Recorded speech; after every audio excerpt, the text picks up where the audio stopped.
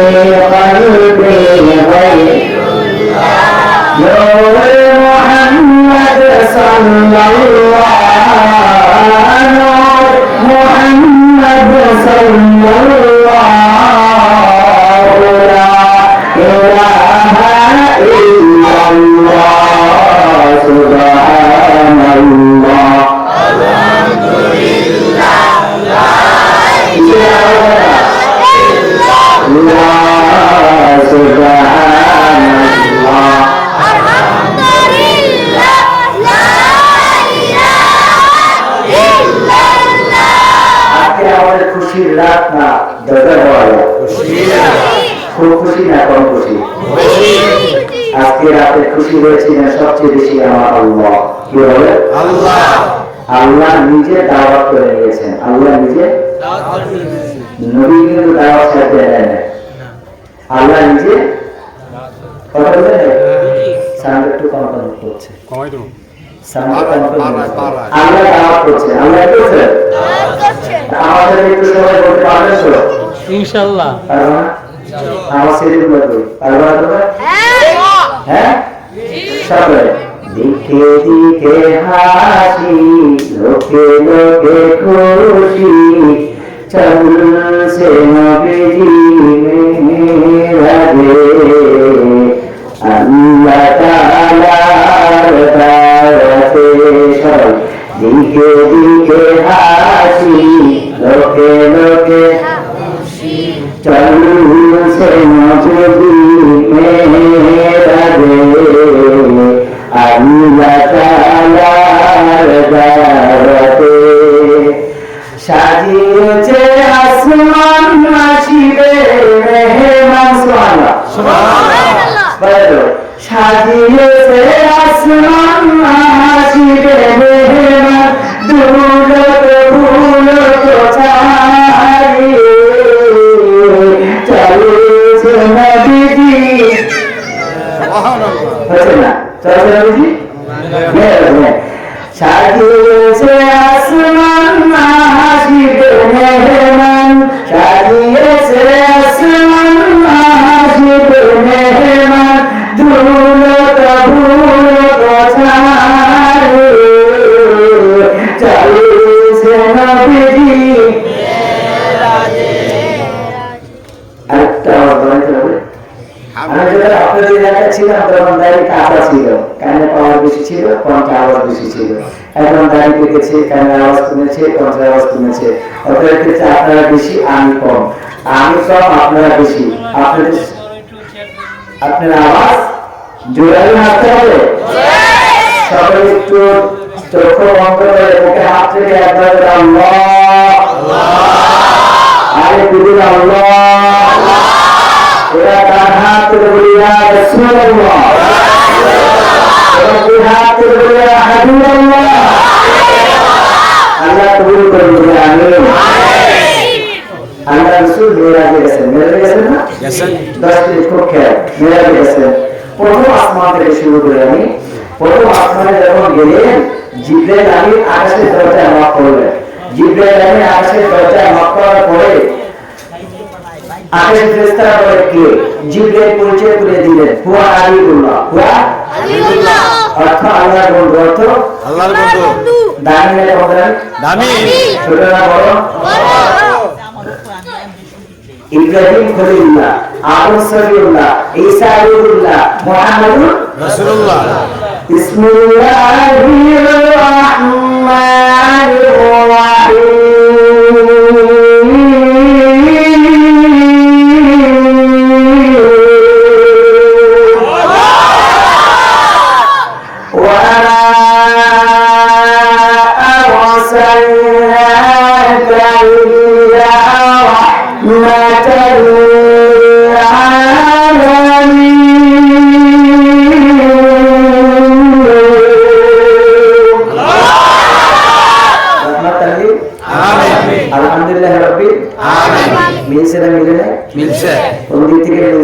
একজন হলেন স্রষ্টা আল্লাহ, আর একজন হলেন সৃষ্টির সেরা মুহাম্মদ রাসূলুল্লাহ। অনেক সময় আমরা শুনি না বিভিন্ন জায়গায় যে আল্লাহর সাথে মুহাম্মদ সাল্লাল্লাহু আলাইহি ওয়াসাল্লামের নাম মিশানো যাবে না, এটা অনেক জায়গায় শুনি না আমরা, অনেক বলে আল্লাহর সাথে নবীর নাম মিশানো যাবে। এখন যদি কোরআনে কোথাও মিশানো থাকে তাহলে কি আমরা মানবো কি মানবো না? মানবো। যদি কারো কাছে কোরআন শরীফ থাকে, মোবাইলে সফটওয়্যার থাকে, খুলুন সূরা মুহাম্মদ, সূরা মুহাম্মদ 26 নম্বর পারা। মুহাম্মাদুর রাসূলুল্লাহি ওয়াল্লাযীনা মা'আহু আশিদ্দাউ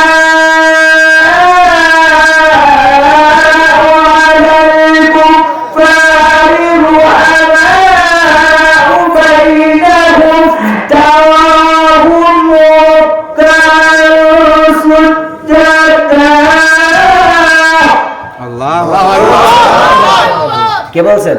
আল্লাহ। কি বলছেন? মুহাম্মাদুর রাসূলুল্লাহ। হাফেজ আছে কেউ? হাফেজ আছে কেউ? হাফেজ কোরআন শরীফ 26 নম্বর পারা সূরা মুহাম্মাদের শেষে আল্লাহ তাআলা বলেছেন মুহাম্মাদুর রাসূলুল্লাহ, রাসূলুল্লাহ সাল্লাল্লাহু আলাইহি ওয়াসাল্লাম। সূরা ফাতিহার শেষে বলেছেন, সূরা ফাতিহার শেষে আল্লাহ বলেছেন মুহাম্মাদুর রাসূলুল্লাহ। এখানে মুহাম্মদ, রাসূল, আল্লাহ এই তিনটা শব্দ মিলেছে, তিনি তার নাম কি? আল্লাহ। সেই জন্য আমরা মসজিদের সামনে আল্লাহ মুহাম্মদ দেখি, ঠিক কিনা বলেন? কাবায় হজ করতে যারা গেছেন, এখানে হাজী সাহেব আছেন, আছে কই গেল? মহাসিন ভাই কই গেল? কাবায় যারা থাকছে, কাবার দরজার সামনে মুহাম্মদ রাসূলুল্লাহ লেখা আছে, আছে জান্নাতের রুমে আছে, জান্নাতের বাকি রুমে আছে। প্রথম আসমানে যখন আল্লাহ রাসূল মেরাজ করে আল্লাহ দাওয়াতে বের হলেন, কার দাওয়াতে?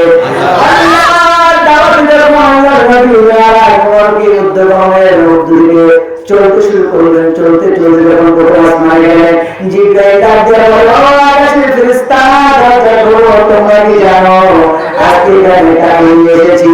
এখানে যিনি কাকে নিয়ে এসেছি তিনি শুধু দুনিয়ার জন্য নয়, আসমানের জন্য নয়, তোমরা ফেরেশতাদের জন্য নয়, সকল নবী কিংবা রাসূল কিংবা পয়গম্বর, সকল ফেরেশতা জিবরাইল মিকাইল সকলের জন্য রহমত। দরজা খুলে আমার হযরত আবু সালাম কি বলেন তাকে? আবু সালাম কে আবু সালাম জিজ্ঞেস করলেন, জিবরাইল বললেন, ও আদম সফিউল্লাহ, আপনি কি জানেন না এর রহমত লিল আলামিন শেষ নবী? আবু সালাম যেখানে বসেছিলেন সেখান থেকে দাঁড়িয়ে গেলেন, সুবহানাল্লাহ বলেন।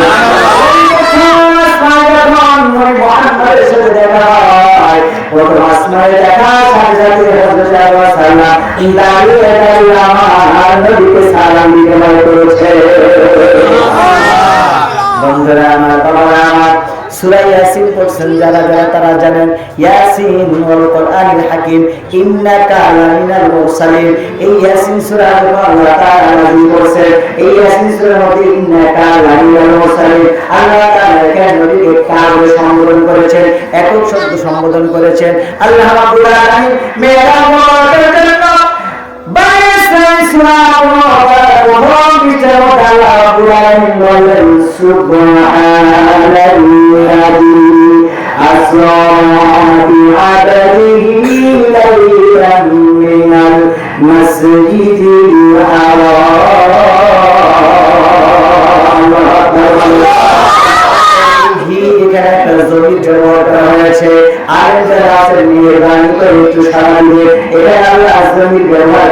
আব্দুল বলেন নাই, আব্দুল শব্দ বান্দা, বিআবদিহি আমার খাস নেক আপন বান্দা বলে সুবহানাল্লাহ। আমার নেক আপন খাস বান্দা বলে আল্লাহ রাসূলকে ডাক দিয়েছেন। আল্লাহ রাব্বুল আলামিনের প্রিয় হাবিব যখন প্রথম আসমান, দ্বিতীয় আসমান, তৃতীয় আসমান, চতুর্থ আসমান, পঞ্চম আসমান, ষষ্ঠ আসমান, সপ্তম আসমানে যখন চলে গেলেন, সপ্তম আসমানে যাওয়ার পরে আল্লাহ রাসূলের সাথে সালাম বিনিময় করলেন।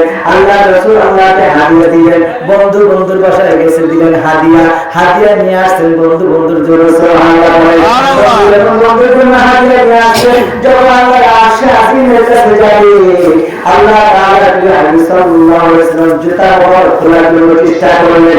আল্লাহ তাআলা বলেন, বন্ধুরে জুতা খুলবেন না, আপনি কেন জুতা খুলতে চান? আল্লাহ তাআলা হাবিব বললেন, আমি তো শুনেছি, আমি তো পড়েছি, আমি তো দেখেছি হযরত মুসা আলাইহিস সালাম চুপ করে যাওয়ার সময় জুতা খুলে পাহাড়ে উঠছে, সেটা তো সত্যিকারের নবী পর্দা শেষ করে একটা পূজা করে দিয়েছিলেন। আপনার সেই তাজামিকে সম্মান করতে গিয়ে মুসা জুতা খুলেছেন।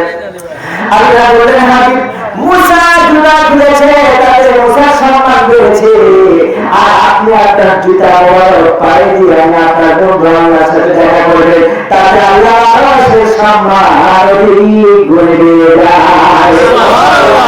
আল্লাহর কাছে গেলেন, আমি সত্যি ঘটনা বলছি, যেহেতু সময় নাই।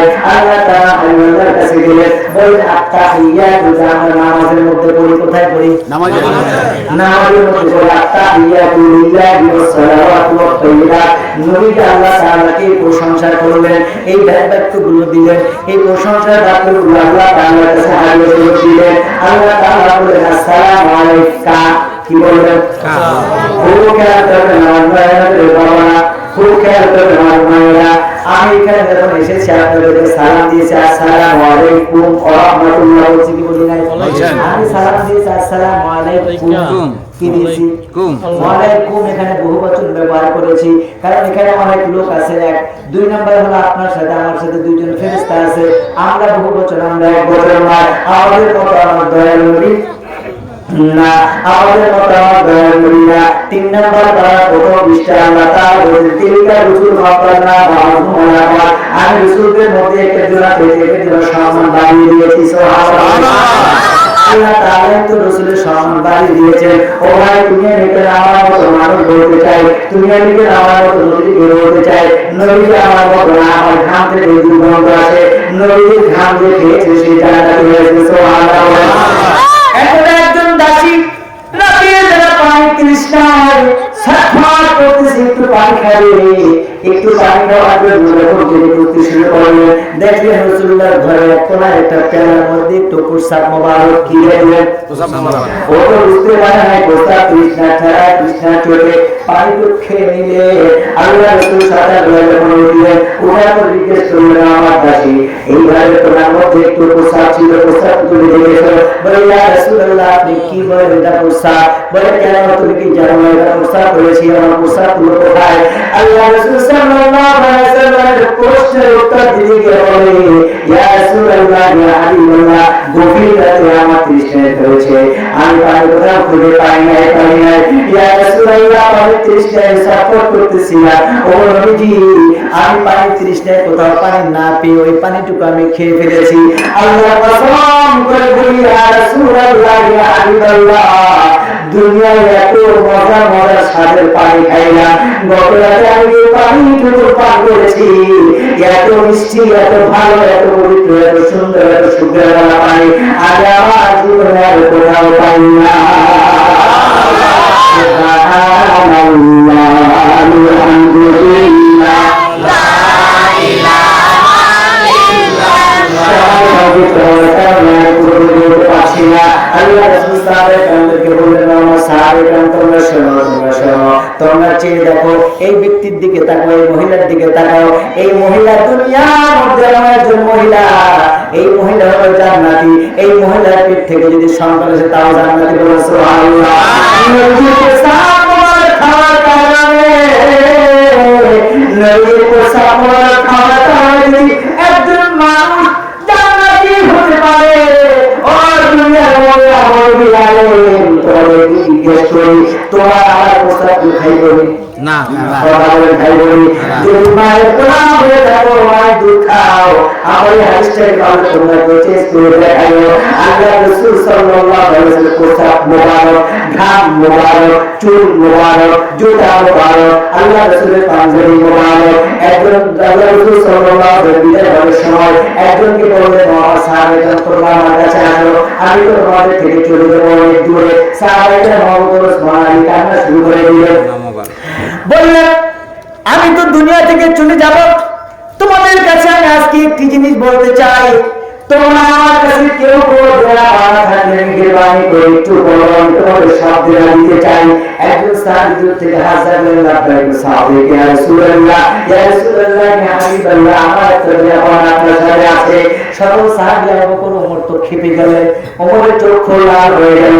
যে ওমরকে দেখে 40 দিন রাস্তার শয়তান হাঁটতো না, যে ওমরকে দেখে আবু জাহেল পিছনে রাস্তায় হাত তুলে পালাইছিল, ওমর চোখ লাল করেছে। আল্লাহ রাসূল বললেন, তুমি তো কাহিনী বুঝতা না, ওই সাহাবী কি বলতে চাই বলতে দাও, বললাম প্লিজ তুমি ঠান্ডা হয়ে যাও। ওমর চুপ করে দিলাম, ওপর চুপ হয়ে ওই সাহাবী চলে আসলেন রাসূলের কাছে, সবার সামনে উপস্থিত মজলিসে বললেন, ইয়া রাসূলুল্লাহ, আপনার কাছে আমার একটা দেনা আছে। আল্লাহু আকবার বলেন। যিনি সারা বছর দিয়েছেন তার কাছে আমার কিসের দেনা? আল্লাহ রাসূল বললেন, ঠিক আছে, তোমার যদি দেনা থাকে মেহেরবানি করে তুমি দেনাটুকু নিয়ে নাও।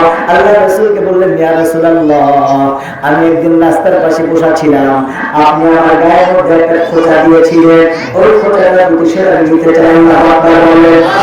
সাহাবী শরীর থেকে ঘাম বের হতে শুরু করলো, সবাই ভয় পেয়ে গেলেন, কি থেকে কি হয়ে গেল, কি থেকে কি হয়ে গেল।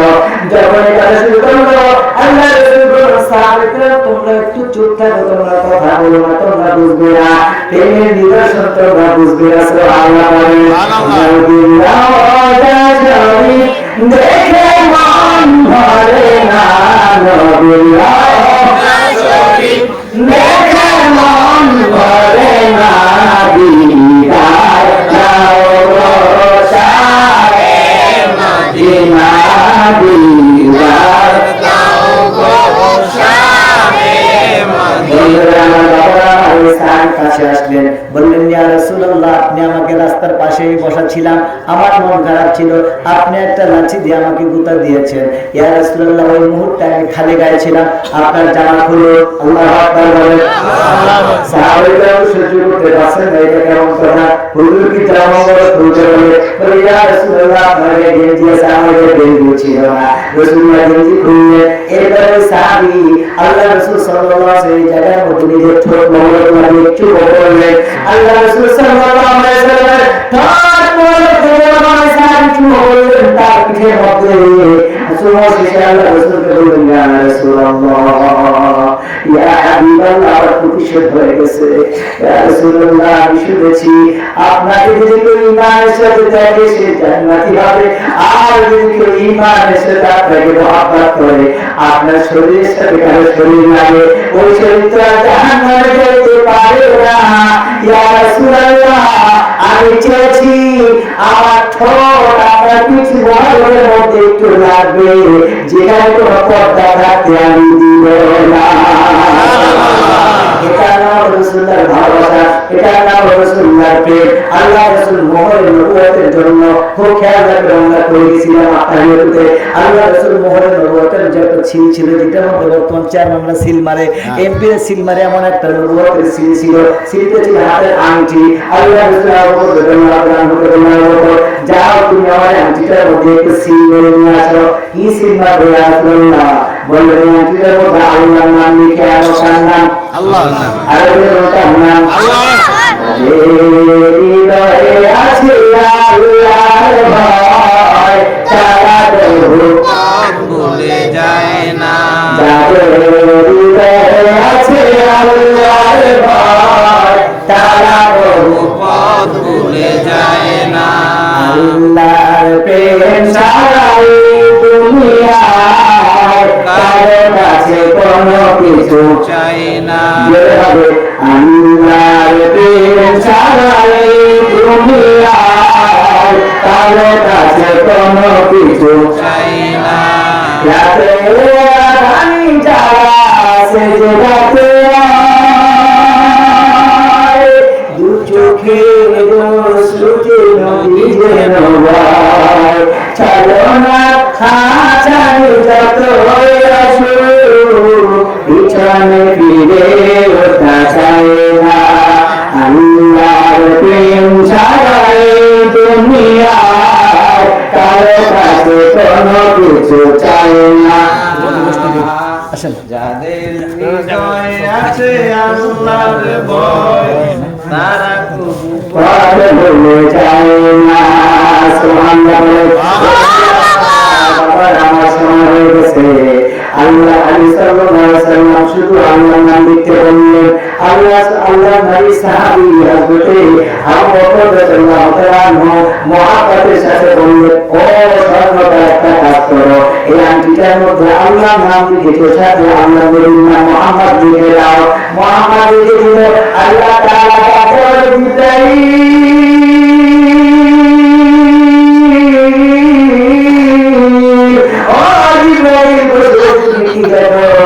জিবরাইল আমার আল্লাহর নবী বলেছেন আমার নাম লিখতে আবু বকর মুহাব্বত করে আল্লাহর নবীর নাম লিখেছে অতএব তুমি যাও ওই আংটি মুহাম্মদ সাল্লাল্লাহু আলাইহি ওয়াসাল্লামের পৌঁছাবে ওই আংটির নিচে তুমি আবু বকরের নামটা লিখে দিও আংটি নিয়ে আসলো আল্লাহ রাসূল আংটি খুললেন খোলার পরে দেখলেন যে আল্লাহর নাম নিচে আবু বকরের নিচে মুহাম্মদ রাসূলের নাম জিজ্ঞেস করলেন আবু বকর নিচে আমার নাম তুমি কেন লিখেছো তোমার কেন লিখতে বলে নাই বললেন ইয়া রাসূলুল্লাহ জান্নাতের পাতায় পাতায় আপনার নাম জান্নাতের গেটে গেটে আপনার নাম হুরুদের পাতায় পাতায় আপনার নাম সব জায়গায় আপনার নাম নামাজে আপনার নাম আছে জেরে বলে আসসালামু আলাইকা আইয়ুহান নবী আসসালামু এবারে কোরআনের মধ্যে আল্লাহর নবীর নাম আছে মুহাম্মদুর রাসূলুল্লাহ ইয়াসিন তাহা এই নামগুলো আমার নবীর নাম আছে কোরআনের মধ্যে আমার নবীর নাম আছে আশহাদু আন্না মুহাম্মাদান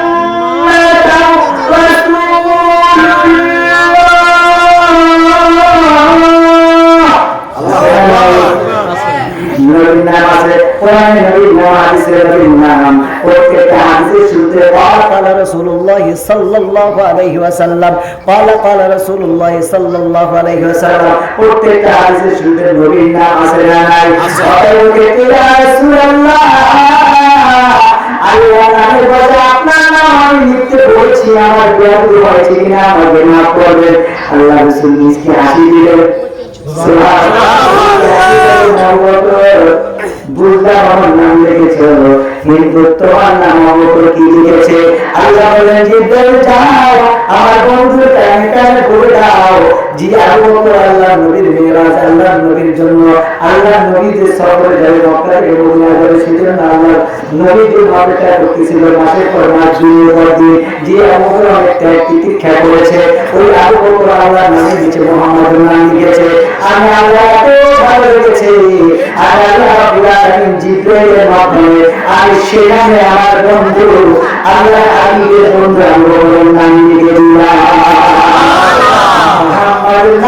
যেখানে থাকবে সেখানে তো ইমানদার চিহ্ন থাকে ইমানদার তো মুহাম্মদকে বলতে পারে না বন্ধুরা আমার বাবা আমাদের বন্ধুরা আত্মা দিয়েছে এই আমরা সালাওয়াত ও তাইয়িবাত আল্লাহ রাসূল সাল্লাল্লাহু আলাইহি ওয়াসাল্লাম আমি তো দুনিয়ার উম্মতকে রেখে এসেছি খুব কেটে কেটে বলতেছি মাঝখান থেকে অনেক গাছ আল্লাহ আমি তো আমার বন্ধুর গুনাহ আমি তো আমার গুনাহের উম্মতকে রেখে এসেছি আল্লাহ আপনি তো আমাকে বলেন আসসালামু আলাইকা আইয়ুহান নবী ওয়া রাহমাতুল্লাহি ওয়া বারাকাতুহু নবী বলেন আসসালামু আলাইনা ওয়া আলা ইবাদিল্লাহিস সালিহিন এই সালাম শুধু আমি একাদের নয় দুনিয়ার যত মুমিন যত যত আল্লাহ বলি আছে ওয়া আলা ইবাদিল্লাহিস সালিহিন যত সালিহিন বান্দা আছে সকল বান্দার জন্য আপনার পক্ষ থেকে সালাম গ্রহণ করলাম বন্ধুরা আমার বাবারা আমার আজকে এজন্য আল্লাহ রাসূল মেরাজ থেকে আসলেন আসার পরে সত্য হুজুর আলোচনা করেছেন অনেক অভিজ্ঞ অনেক যোগ্য হুজুর তাদের তুলনায় আমি কিছুই না করবেন আল্লাহ নবী সাল্লাল্লাহু আলাইহি ওয়াসাল্লাম এরকম মেরাজ থেকে আসলেন আসার পরে কেন বলেছেন চতুর্থ আসমান ইবনে কাসিরের মধ্যে এসেছে তাফসীর ইবনে কাসিরের মধ্যে এসেছে চতুর্থ আসমান আর কেউ দেখেছে সপ্তম আসমান তো আল্লাহ রাসূল আসলেন মেরাজে কয়টা মেরাজে কয়টা আমরা তো একবারে কথা বলেই থাকি ঠিক কিনা বলেন কিন্তু হাকিকতে মেরাজে কতটা হয়েছে এর কোনো বর্ণনা নেই বাইতুল্লাহর মধ্যে থেকে অনেক করোনা আকাশ থেকে এসেছে আল্লাহ রাসূল মেরাজ থেকে আসলেন মেরাজ থেকে আসার পরে আল্লাহ হাবিব চতুর্থ আসমানে এসে মুসার সাথে দেখা হলেন আল্লাহ নবী মুসা বললেন হুজুর আপনি মিরাজ করে আসছেন উম্মতের জন্য কি নিয়ে এসেছেন? আমি তাও ফিল করছি, আমি আনন্দ উপভোগ করছি, আমি আমার উম্মতের জন্য 50 ওয়াক্ত নামাজ দিয়ে এসেছি। বলে হুজুর আপনি তো অল্প বয়সের মানুষ, অল্প বয়স পাবেন, আপনার উম্মত অল্প বয়স পাবে, আমি তো 2000 বছরের মতো বয়স পেয়েছি, আমি মুসা। অতএব আমি জানি আপনার উম্মত গুনাহগার হবে, আপনার উম্মত কম বয়সী হবে, আপনার উম্মত অসুস্থ হবে। ইয়া রাসূলুল্লাহ 50 ওয়াক্ত নামাজ পড়তে পারবে না, আপনি যান। এভাবে একবার পড়াবেন 5 ওয়াক্ত পড়াবেন, 2 বার পড়াবেন 10 ওয়াক্ত, 3 বার পড়াবেন 30 ওয়াক্ত, কত 15 ওয়াক্ত, 4 বার 20 ওয়াক্ত, 5 বার 25 ওয়াক্ত, এভাবে 9 বার 3 বার পড়াবেন। যাওয়ার পরে 5 বার 45 ওয়াক্ত পড়াবেন। মুসার কাছে আসতেন, মুসা আসসালামু আলাইকুম ইয়া রাসূলুল্লাহ হাবিবাল্লাহ, আপনি তো খুব খুশি হয়ে কি হয়েছে? বলে আমার উম্মতের জন্য 50 ওয়াক্ত দিয়ে পড়াবেন, 5 ওয়াক্ত আনছি, কয় ওয়াক্ত? 5 ওয়াক্ত নিয়ে এসেছি। আল্লাহ নবী মুসাল্লাল্লাহু ইয়া রাসূলুল্লাহ ইয়া হাবিবাল্লাহ, আপনি আরেকবার যান, সুবহানাল্লাহ। আল্লাহ নবী বললেন আরেকবার যান, আমি তস্ত করতেছি, লজ্জা করতেছি, বারবার দিয়ে যাব। বলে ইয়া রাসূলুল্লাহ আপনি এবার যাবেন, যাওয়ার পরে আপনি কিছু বলবেন না, আপনি চুপচাপ দাঁড়িয়ে থাকবেন। আল্লাহ তাআলা কোরআনে বলেছেন আমি বান্দার মনের অবস্থা জানি, বান্দার মনের অবস্থা জানি, আমি বান্দার মনের অবস্থা জানি। অতএব আপনি চুপচাপ দাঁড়িয়ে থাকবেন। আল্লাহ জিজ্ঞেস করলেন হুজুর আপনি আবার আসছেন কেন? বলে ইয়া রাসূলুল্লাহ ইয়া হাবিবাল্লাহ আমি আবার এসেছি, আপনি তো বান্দার মনের খবর জানেন, সুবহানাল্লাহ। আল্লাহ তাআলা আমাদের মনের অবস্থা জানেন, কোরআনের মধ্যে এসেছে। আল্লাহ রাসূল সাল্লাল্লাহু আলাইহি ওয়াসাল্লাম কথা বলেন, হুজুর আমি অনেক ভেবে চিন্তা আপনার উম্মতের জন্য ডিসাইড করেছি 5 ওয়াক্ত নামাজ পড়তে। এই 5 ওয়াক্ত নামাজ প্রত্যেক মুসলমান নারী পুরুষের জন্য ফরজ। এই 5 ওয়াক্ত নামাজ প্রত্যেক মুসলমান নারী পুরুষের জন্য ফরজ। আমার আলোচনা এখানে শেষ করে দিলাম। এই 5 ওয়াক্ত নামাজ প্রত্যেক নারী পুরুষের জন্য ফরজ। একজন বাবাকে তার সন্তানের জন্য হিসাব নেওয়া হবে, কি হবে? হিসাব। বাবা তার সন্তানের নামাজের জন্য, তার সন্তানের জামাতের জন্য, শিক্ষার জন্য বাবাকে হিসাব দিতে হবে। কুল্লুকুম রাইন ওয়া কুল্লু রাইন মাসউলুন আন রাইয়াতিহি, প্রত্যেক ব্যক্তির একজন নাগাল ছাত্রী হিসেবে হাদিস শরীফ থেকে বলছি, প্রত্যেক ব্যক্তির একজন নাগাল ছাত্রী। একটা রাখাল যেমন 10টা উট পালে, 15টা ভেড়া পালে, ওই উট এবং ভেড়ার মধ্যে যদি, ওই উট এবং ভেড়ার মধ্যে যদি একটা ভেড়া হারিয়ে যায়, মালিকের কাছে জবাবদিহি করতে হয় কি হয় না? মালিকের কাছে জবাবদিহি করতে হয়। ঠিক আপনাকে আমাকে সংসারের একজন রাখাল বানিয়েছেন আল্লাহ। কুল্লুকুম রাইন ওয়া কুল্লু রাইন মাসউলুন আন রাইয়াতিহি, প্রত্যেক একজন রাখাল স্বাধীন বানিয়েছে। আপনার ছেলের হিসাব, আপনার মেয়ের হিসাব, আপনার আত্মীয়-স্বজনের হিসাব, আপনার মেয়ের জামাই ঘরের মধ্যে ঘুমিয়ে আছে, আপনার মেয়ে ঘরে ঘুমিয়ে আছে। মুয়াজ্জিন তো রাতের মধ্যে বলছেন আসসালাতু